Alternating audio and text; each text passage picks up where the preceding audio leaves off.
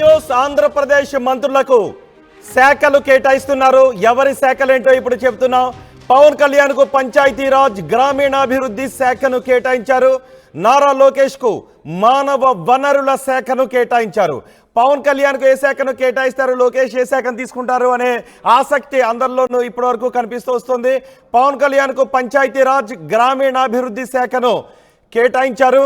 వరుసగా ఎవరెవరికి ఏ శాఖలు కేటాయించారో ఇప్పుడు మీకు చెబుతున్నాం. అనుభవాన్ని బట్టి ప్రాంతాల వారీగా శాఖలను కేటాయించారు. హోంశాఖ కూడా ఈసారి మహిళకే కేటాయించారు. అనితకే హోంశాఖను కేటాయించినట్టుగా తెలుస్తోంది. అనుభవాన్ని బట్టి మరికొందరికి శాఖలు కేటాయిస్తున్నారు. ఎవరెవరికి ఏ శాఖలు కేటాయిస్తున్నారో మనం ఆర్టీవీ స్క్రీన్ పైన చూస్తూ ఉన్నాం.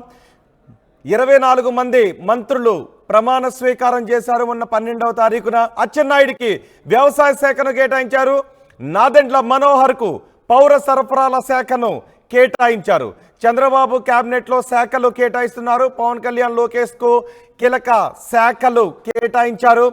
అనుభవాన్ని బట్టి మరికొందరికి శాఖలు కేటాయిస్తున్నట్టుగా తెలుస్తోంది. అచ్చెన్నాయుడికి వ్యవసాయ శాఖను కేటాయించారు. నారాయణకు పట్టణాభివృద్ధి శాఖను కేటాయించారు. కొల్లు రవీంద్రకు గనుల శాఖను కేటాయించారు. నారాయణకు పట్టణాభివృద్ధి శాఖ, కొల్లు రవీంద్రకు గనుల శాఖను కేటాయించారు.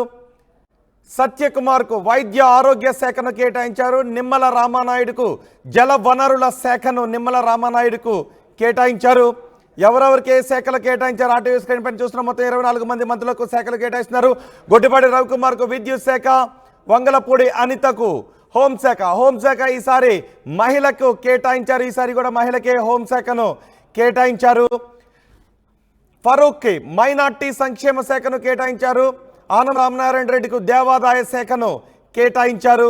మొత్తం 25 మంది మంత్రులకు శాఖలు కేటాయిస్తున్నారు. పయ్యావుల కేశవ్కు ఆర్థిక శాఖ, ముందే ఆర్టీవీ కూడా చెప్పింది, పయ్యావుల కేశవ్కు ఆర్థిక శాఖను కేటాయించారు. అనగాని సత్యప్రసాద్కు రెవెన్యూ శాఖను అనగాని సత్యప్రసాద్కు కేటాయించారు. వరుసగా కొల్లు పార్థసారథికి హౌసింగ్ ఐఎన్పిఆర్ శాఖను కేటాయించారు. డోలా బాల వీరాంజనేయ స్వామికి సాంఘిక సంక్షేమ శాఖను కేటాయించారు. ఎవరెవరికి ఏ శాఖలు కేటాయించారో మనం చూస్తున్నాం. ఏపీ క్యాబినెట్లో శాఖల కేటాయింపు జరుగుతోంది. గుమ్మడి సంధ్యారాణికి గిరిజన స్త్రీ సంక్షేమ శాఖను కేటాయించారు. బీసీ జనార్దన్ రెడ్డికి R&B శాఖను కేటాయించారు. రోడ్లు భవనాల శాఖను బీసీ జనార్దన్ రెడ్డికి కేటాయించారు. 24 మంది మంత్రులకు శాఖలు కేటాయిస్తూ ఉన్నారు. టేజే భరత్కు పరిశ్రమలు వాణిజ్య శాఖను కేటాయించారు. సవితకు బీసీ సంక్షేమ శాఖను సవితకు కేటాయించారు. చంద్రబాబు దగ్గర ఏ శాఖలు ఉంచుకుంటున్నారు, ఎవరికి ఏ శాఖలు కేటాయిస్తున్నారనే ఉత్కంఠ ఆసక్తి కనిపిస్తుంది. రామ్ ప్రసాద్ రెడ్డికి రవాణా క్రీడల శాఖను కేటాయించారు. కొండపల్లి శ్రీనివాస్కు చిన్న తరహా పరిశ్రమలు శాఖను కొండపల్లి శ్రీనివాసుకు కేటాయించారు. వాసంశెట్టి సుభాష్కు కార్మిక శాఖను కేటాయించారు. కందుల దుర్గేష్కు టూరిజం సినిమాటోగ్రఫీ శాఖను కేటాయించారు. సినిమాటోగ్రఫీ శాఖ జనసేన పార్టీ నుంచి గెలిచిన మంత్రికే కేటాయించారు. టూరిజం సినిమాటోగ్రఫీ శాఖను కందుల దుర్గేష్కు కేటాయించారు. ఒక రకంగా పవన్ కళ్యాణ్ దగ్గర ఉన్నట్టే పవన్ కళ్యాణ్కి ఆ శాఖను కేటాయిస్తారేమో అని అనుకున్నారు. పవన్ కళ్యాణ్కు డిప్యూటీ సీఎం హోదాతో పాటు పంచాయతీరాజ్ గ్రామీణాభివృద్ధి శాఖను కేటాయించారు. పవన్ ఒకే ఒక్క డిప్యూటీ సీఎం ఉంటారు. హోదా ఇంకెవరికి ఆ హోదాని ఇవ్వకూడదనే ఉద్దేశంలో, పవన్ కళ్యాణ్కు ఆ గౌరవాన్ని ఇవ్వాలి అనే ఉద్దేశంతో డిప్యూటీ సీఎం హోదాను పవన్ కళ్యాణ్కు మాత్రమే కేటాయించారు. పంచాయతీరాజ్ గ్రామీణాభివృద్ధి శాఖను పవన్ కళ్యాణ్కి ఇచ్చారు. నారా లోకేష్కు మానవ వనరులు ఐటీ శాఖను కూడా నారా లోకేష్కే కేటాయించారు. గతంలో కూడా ఐటీ శాఖ బాధ్యతలు నిర్వహించిన అనుభవం నారా లోకేష్కి ఉంది. సో నారా లోకేష్కి ఐటీ శాఖను కూడా ఇచ్చారు. అచ్చెన్నాయుడికి వ్యవసాయం, నాదెండ్ల మనోహర్కు పౌర సరఫరాలు శాఖను నాదెండ్ల మనోహర్కు కేటాయించారు.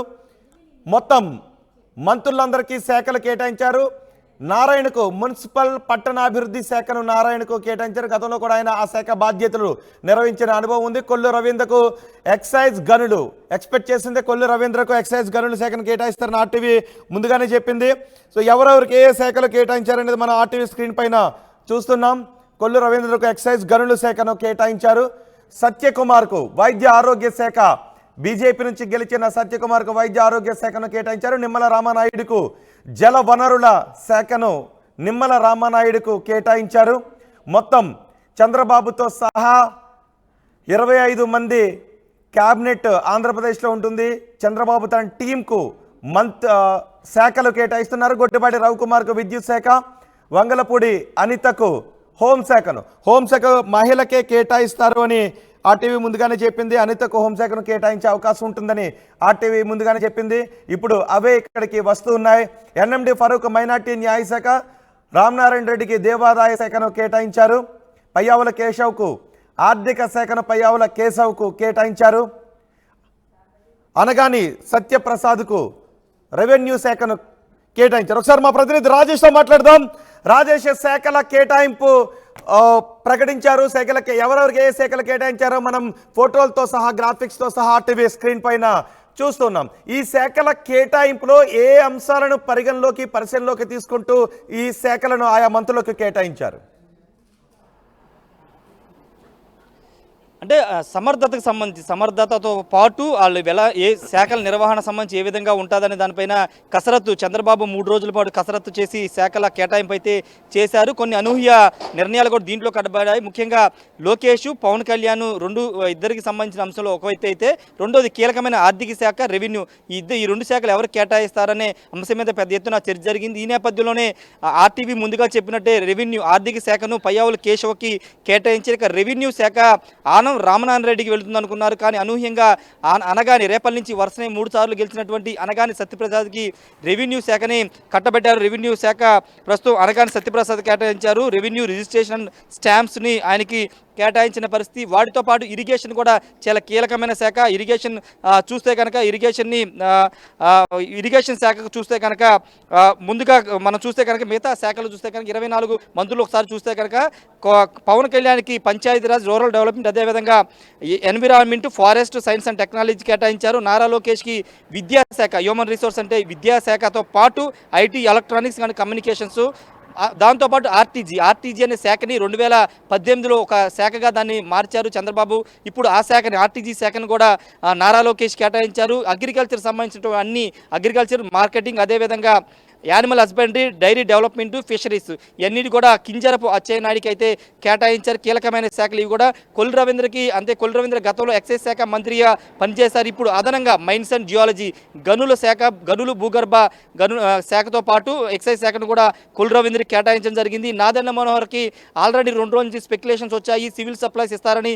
దాంట్లో భాగంగా ఆయనకి food and civil supplies, consumer affairs శాఖను కేటాయించారు. ఇక పొంగూరు నారాయణ అందరూ ఊహించినట్టే మున్సిపల్ అండ్ అర్బన్ డెవలప్మెంట్ శాఖను అయితే కేటాయించారు. రాజధానిలో కీలకంగా ఉండేటువంటి శాఖ కాబట్టి పొంగూరు నారాయణకి ఆ శాఖ కేటాయించారు. ఇంకా వంగలపూడి అనిత మొదటి నుంచి ప్రచారం జరుగుతుంది. ఒకవేళ మహిళకి హోంశాఖ ఇవ్వాల్సి వస్తే అనిత పేరు ఫస్ట్ ప్రియారిటీ ఉంటుందని మొదటి నుంచి మనం చెప్తున్నాము. దానిలో భాగంగానే వంగలపూడి అనితకి home affairs and disaster management ఇచ్చారు. ఇక సత్యకుమార్కి దేవాదాయ ధర్మాదాయ శాఖ కేటాయిస్తారని ప్రచారం జరిగింది. ఎందుకంటే 2014-19 మధ్యలో దేవాదాయ ధర్మాదాయ శాఖ అప్పుడు పొత్తులో భాగంగా భారతీయ జనతా పార్టీ నుంచి గెలిచినటువంటి పైడికొండ మాణిక్యాలరావు ఆ పోస్టు నిర్వహించారు. కాబట్టి ఇప్పుడు సత్యకుమార్ కూడా అదే ఇస్తారని ప్రచారం జరిగింది. కానీ కీలకమైనటువంటి వైద్య ఆరోగ్య శాఖని సత్యకుమార్కి ఇవ్వడం జరిగింది. Health and family welfare and medical ఎడ్యుకేషన్ని సత్యకుమార్ కేటాయించారు. ఇక నిమ్మల రామానాయుడు ఇరిగేషన్ సంబంధించి వాటర్ రిసోర్స్ అండ్ డెవలప్మెంట్ మీద ఇరిగేషన్ సంబంధించిన అయితే ఇచ్చినట్టు స్పష్టంగా అర్థమవుతుంది.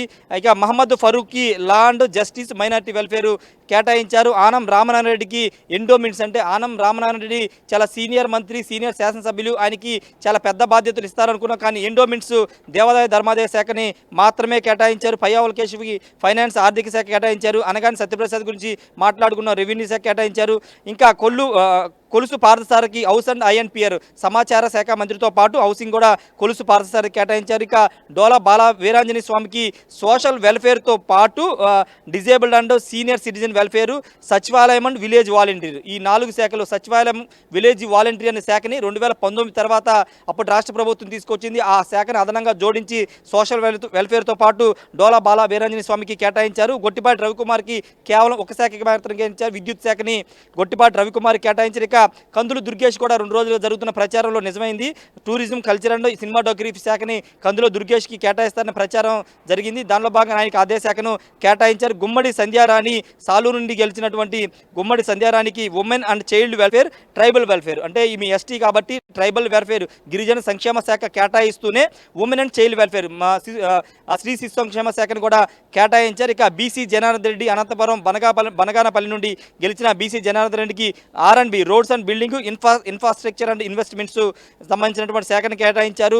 కర్నూలు నుంచి గెలిచినటువంటి టీజీ భరత్ వైశ్య కమ్యూనిటీకి చెందినటువంటి టీజీ భరత్కి industries and commerce and food processing శాఖను అయితే కేటాయించారు. ఇక సవితమ్మ పెనుగొండ నుంచి గెలిచినటువంటి అనంతపురం సవితకు BC welfare, economic weaker section welfare and handlooms and textiles శాఖను అయితే కేటాయించారు. బీసీ వెల్ఫేర్ అనేది చాలా కీలక శాఖ కాబట్టి బీసీ మహిళగా ఉన్న సవిత కేటాయించారు. ఇక వాసన్ శెట్టి సుభాష్ రామచంద్రపురం నుండి గెలిచిన వాసన్ శెట్టి సుభాష్కి labour, factories, boilers and insurance medical services శాఖని కేటాయించారు. లేబర్ అంటే కార్మిక శాఖ కేటాయించారు వాసన్ శెట్టి సుభాష్కి. ఇక కొండపల్లి శ్రీనివాస్కి అయితే MSME అదేవిధంగా సెర్పు, NRI ఎంపవర్మెంట్ రిలేషన్ శాఖను అయితే కేటాయించారు. మండిపల్లి రాంప్రసాద్ రెడ్డి రాయచోటు నుండి గెలిచినటువంటి మండిపల్లి రాంప్రసాద్ రెడ్డికి ట్రాన్స్పోర్ట్, యూత్ అండ్ స్పోర్ట్స్ శాఖను అయితే కేటాయించారు. దీంట్లో కొన్ని కీలక నిర్ణయాలు ఖచ్చితంగా చంద్రబాబు ఇన్ని రోజులు ఎందుకు కసరత్తు చేశారనే దాన్ని మనం అర్థం చేసుకుంటే ఈ శాఖల కేటాయింపు కోసమైనా ఎక్కువ కసరత్తు చేసినట్టు మనకి చాలా స్పష్టంగా అర్థమవుతుంది.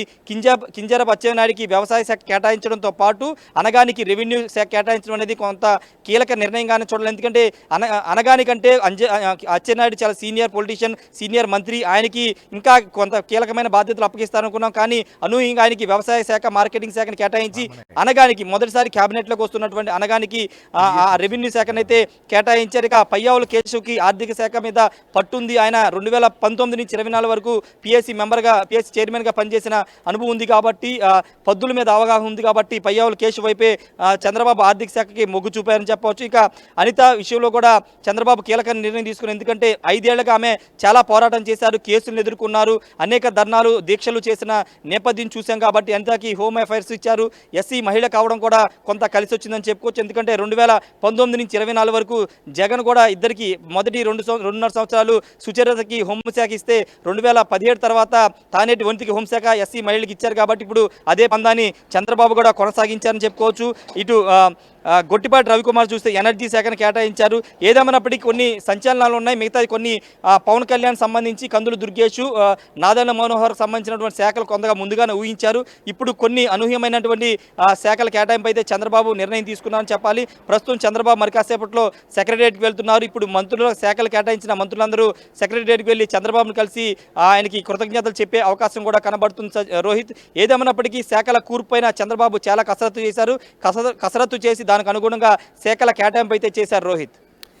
రైట్, అనుకున్నట్టుగానే పవన్ కళ్యాణ్కు డిప్యూటీ సీఎం హోదా ఇస్తారు.